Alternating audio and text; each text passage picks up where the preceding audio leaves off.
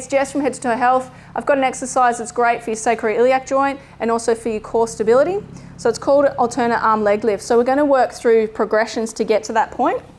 So on all fours, hands underneath the shoulders, knees underneath the hips. From this point, you're going to rotate your elbow creases forward so that you're nice and stable through the shoulder blades. And then you're going to lift one knee just off the floor and then place it back down.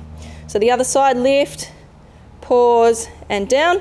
And what you're trying to do is minimize any side shift that you might be getting as you change your legs over. So it's just enough lift so that you can slide a piece of paper underneath. So from that point, you do that for a week or two, looking at about 3 sets of 12 to 15 reps each side.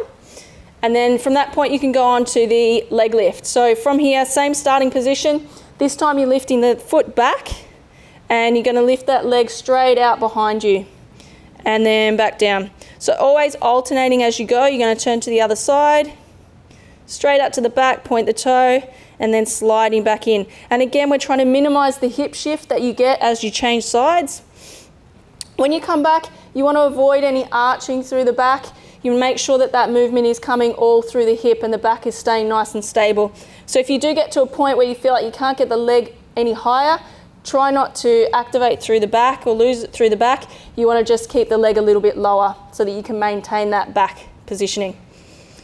So again, another week or two of those, and then we're going to move on to the arm leg progression. So we're going to use opposite sides, right arm, left leg coming out, just like we did with the last exercise. You're going to make sure that back stays nice and stable and you're just getting hip movement and shoulder movement.